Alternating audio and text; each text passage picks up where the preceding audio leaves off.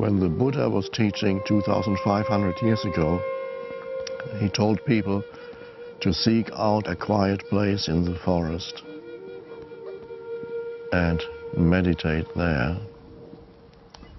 That was an essential part of his teaching. So nature was an essential part of his teaching.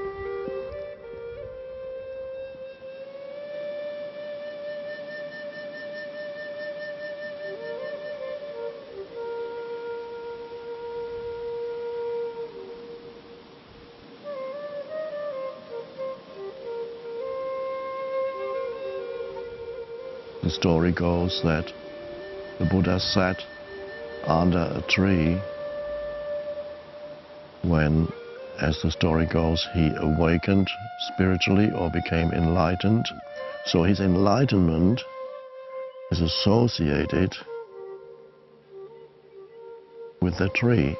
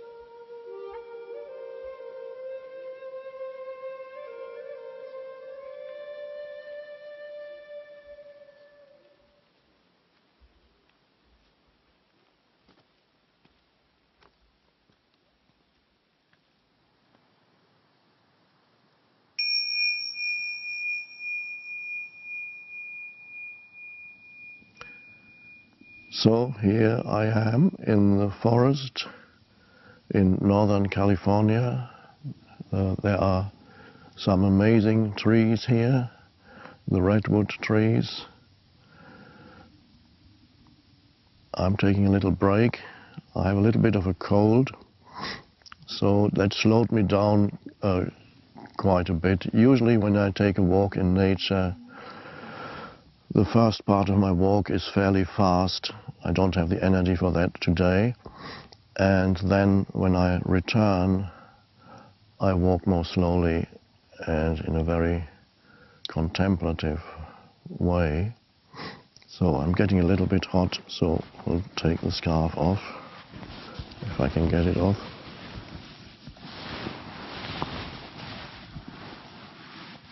Oh, it's very long. Okay.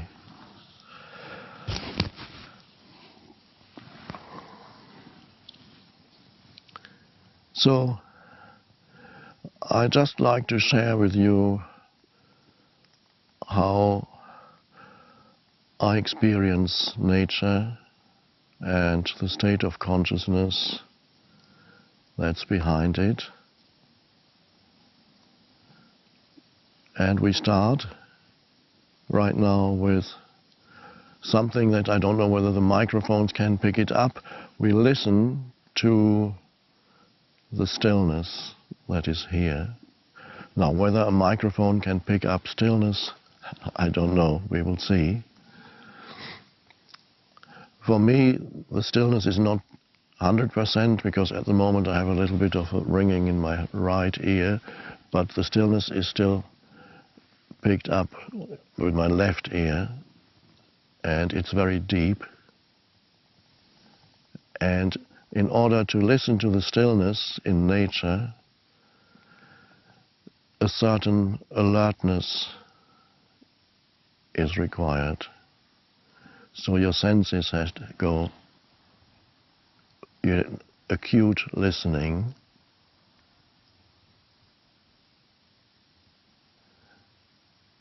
and you can combine that with looking around. So you are listening and you are watching what's around you. The secret of being fully in nature and experiencing the sacredness of nature is to refrain as much as possible from thinking while you're in nature, and just be the awareness behind all the sense perceptions, the alert presence. And then you will notice that there is a depth to nature that transcends anything you could say about it or conceptualize.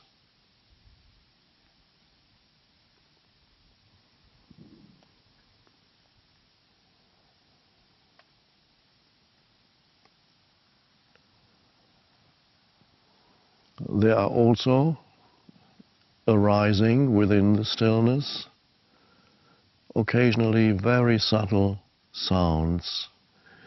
So it's actually quite helpful and can help you stay alert if you listen to the sounds. So you're aware of both the stillness and the sounds of the leaves. Here occasionally we may get some distant car passing by, that's fine too. So just be alert and listen to both the stillness and the sounds. Very subtle sounds, nothing spectacular.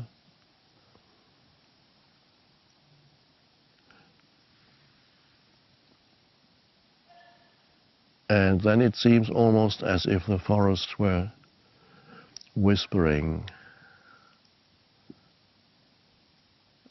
And you can sense that it is a live energy field pervaded by the one consciousness out of which it has come.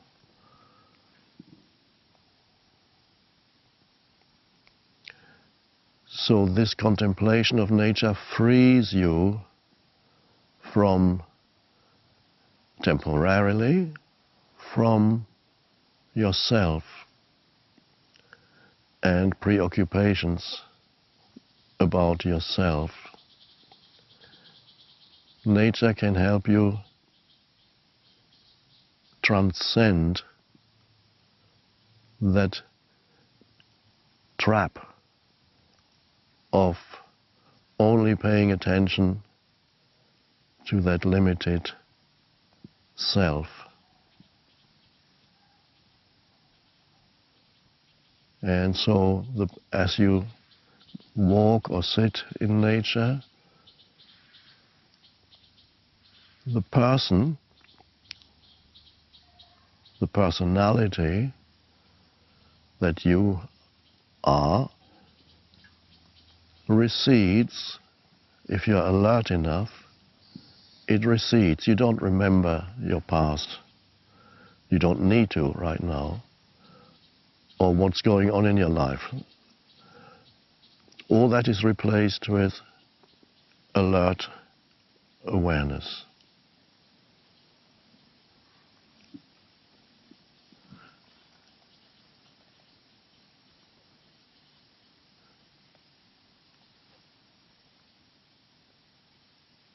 And so the most wonderful thing, the most conducive place for meditation is to be in nature and have your senses attuned to the sense perceptions of nature, and that includes also breathing the air. Everything slows you down, helps you to become still, and so you begin to resonate internally with the stillness that's all around you.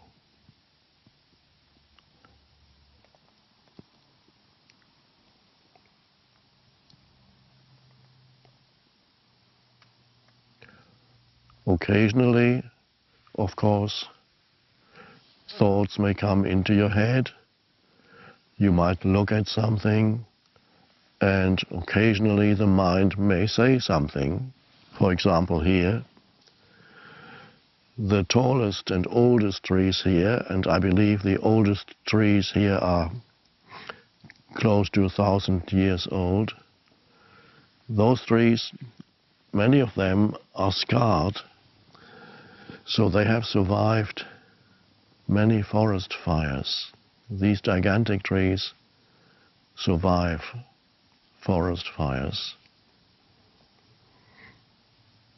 In fact, I'm told that they actually need the forest fires, and some of those trees will not drop their seeds until a forest fire has cleared the space around them. It's burnt down all the smaller trees, and then the seeds will fall, and then a new tree will come into being. So this may arise as you walk, you have that thought, and you see it is amazing how these trees have lasted for so long. And then you let that thought go, don't follow it, so that you return your attention to stillness, and thinking again is replaced with awareness.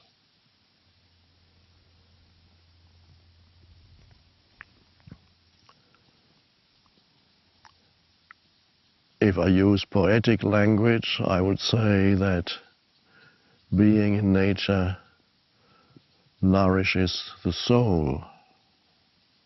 So there is something here that is very healing.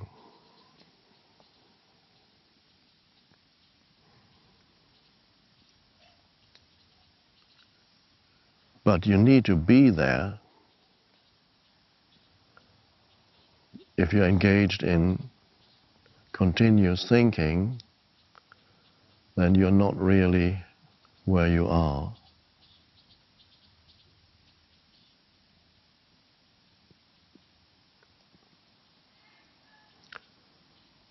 If you sit somewhere in nature, you may occasionally want to close your eyes for a few minutes and then just listen to the stillness and be aware of any sounds that may be there. And of course you're aware of yourself, the presence, the underlying presence that you are.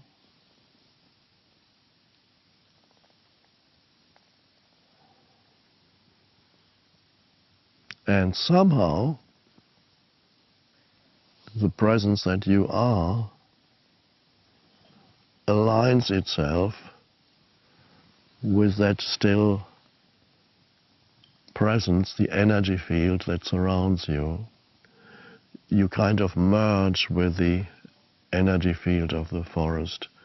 The boundary between inner and outer, which is created by excessive conceptualization, subsides.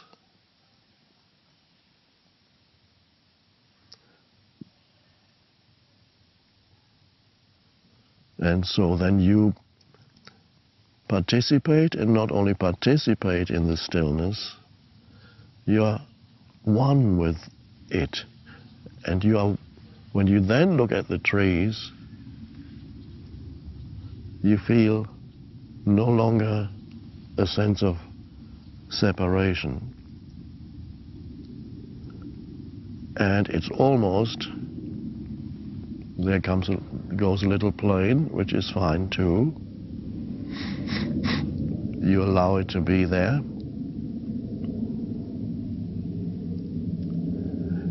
It's almost as if when you perceive nature in that way, as if, in this case it's the forest, it became conscious of itself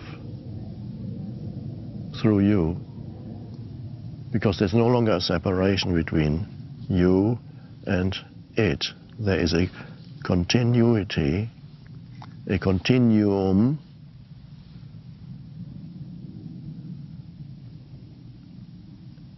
and I would suggest, and I strongly sense, that nature loves to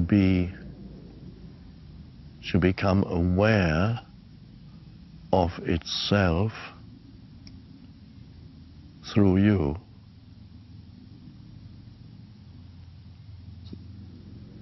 So we have a continuum of consciousness, and when you look at a tree or touch the tree or become aware of how still these trees are, just deeply rooted in the earth and deeply rooted in being, when you become aware of that, we could say that the tree becomes aware of itself through you.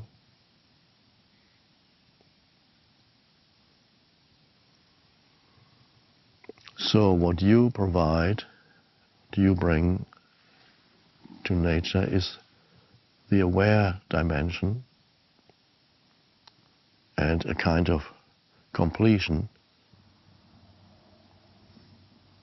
So we could say that nature needs you and wants you to be aware of it and loves you for it.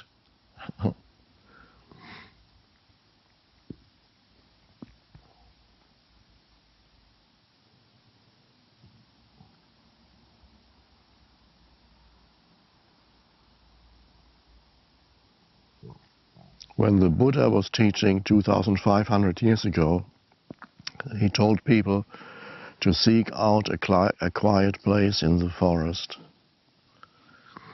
and meditate there. That was an essential part of his teaching. So nature was an essential part of his teaching.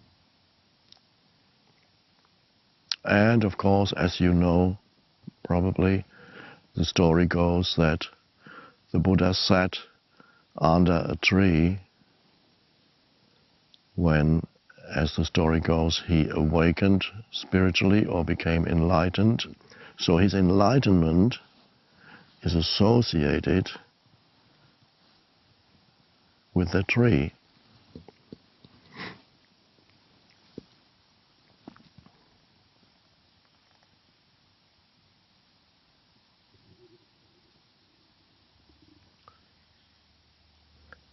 A tree, don't believe what science tells you. There's more to the tree than that. And you can know that and sense that if you become still enough and give it your attention, looking, almost sensing its stillness.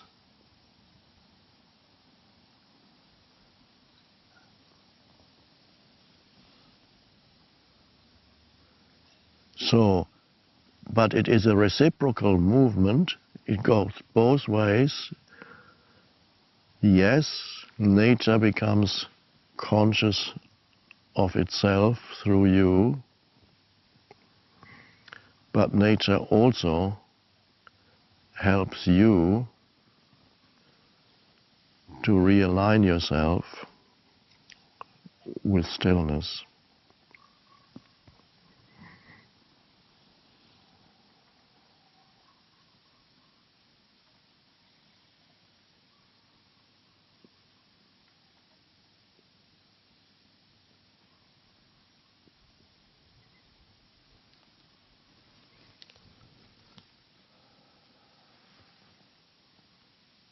And when you walk or sit, I'm sitting right now, you can also occasionally take in a small area.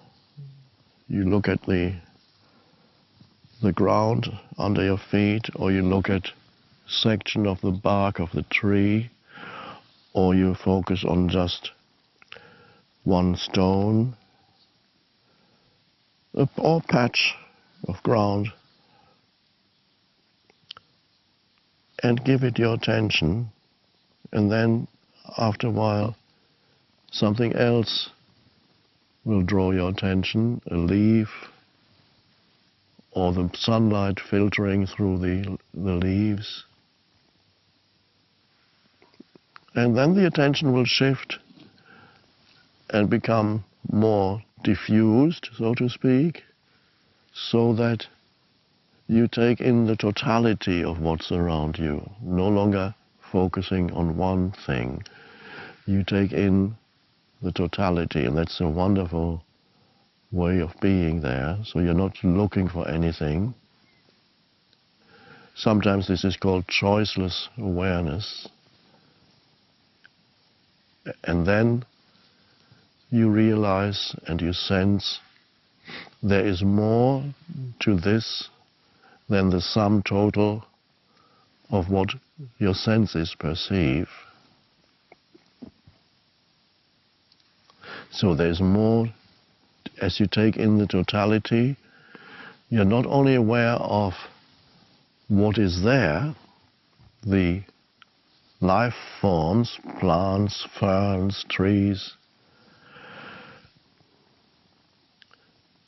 you also become aware of something that is deeper than the forms that you see, that underlies all that and pervades that space.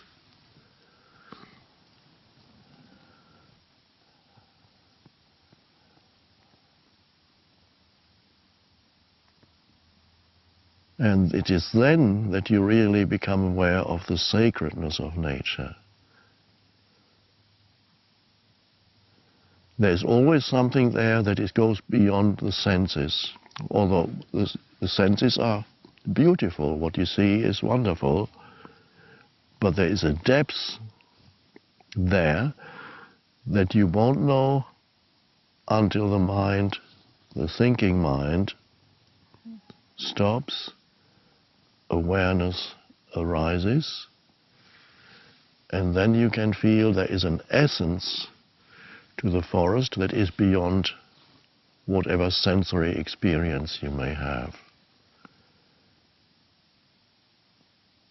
And simultaneously, you sense that there is an essence to who you are equally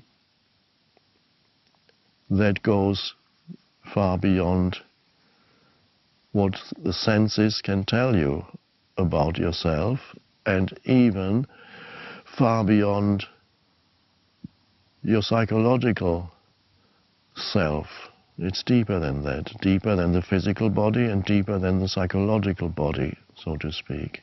There is an essence, and that essence that is within and without is the essence of being, and it is the Tao, as the Chinese call it.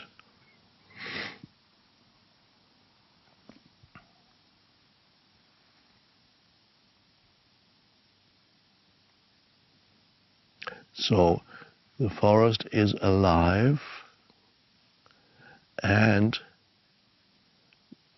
not only that, there is an intelligence underlying it. pervading it. And that is what creates the harmony of the forest.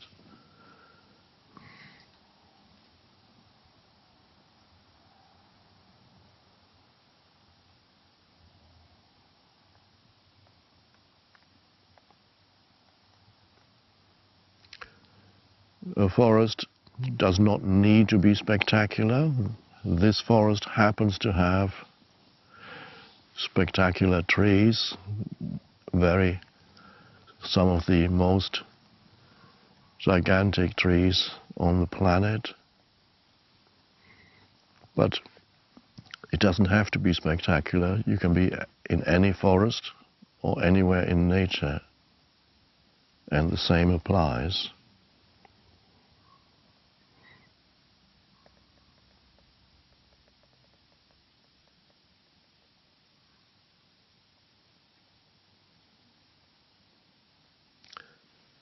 And many things happen at the same time. A respect arises for nature.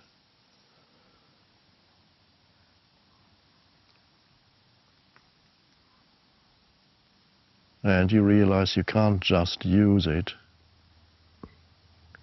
You have to honor it.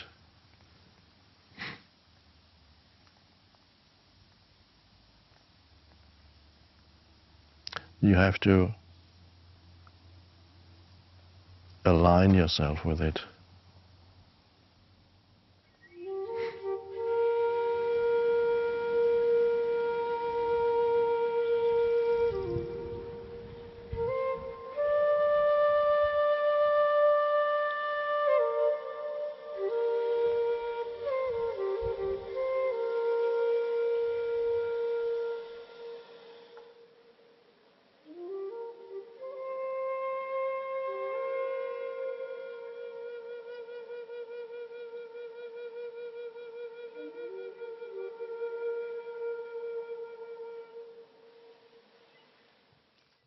Now, there may be one or two people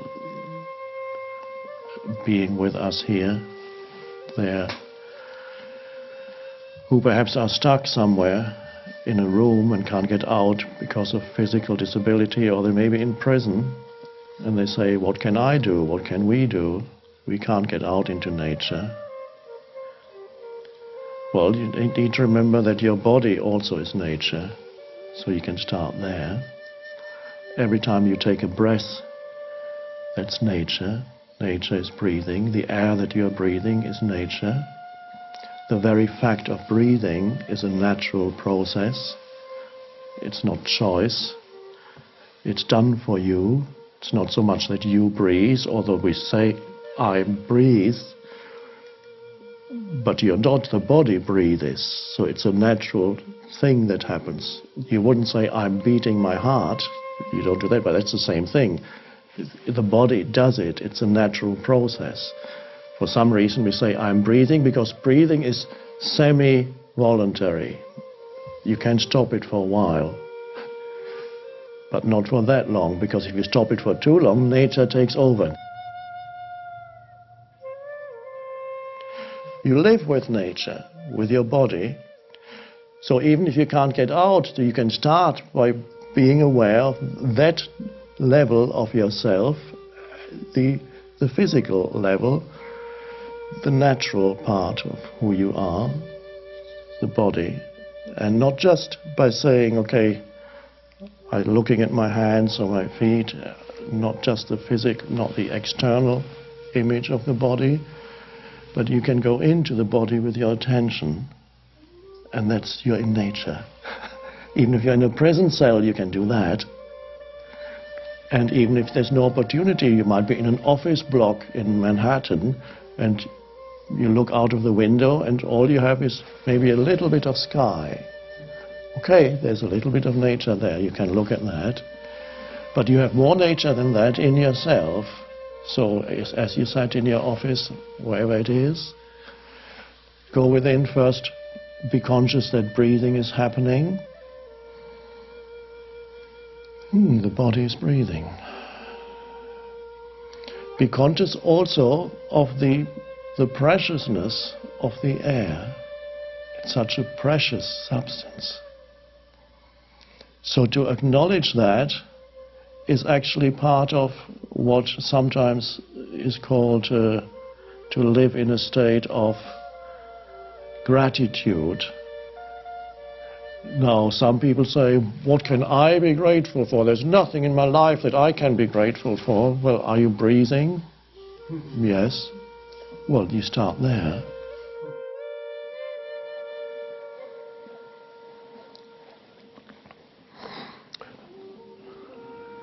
If your mind is still active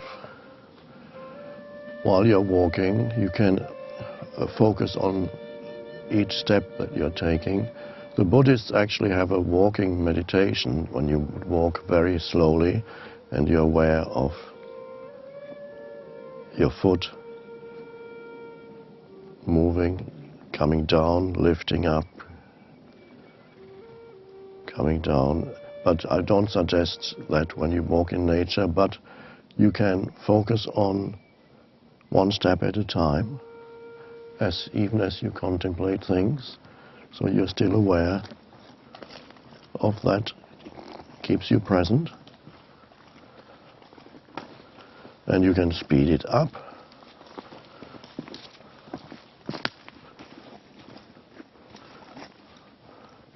I'm not going to walk too fast today, but I'll just show you for a minute, half a minute, my usual speed when I have my usual level of energy, my usual speed at the beginning of my walk in nature, and then in the second part when I come back, I usually slow down. So my usual speed is actually quite vigorous. I would walk like this.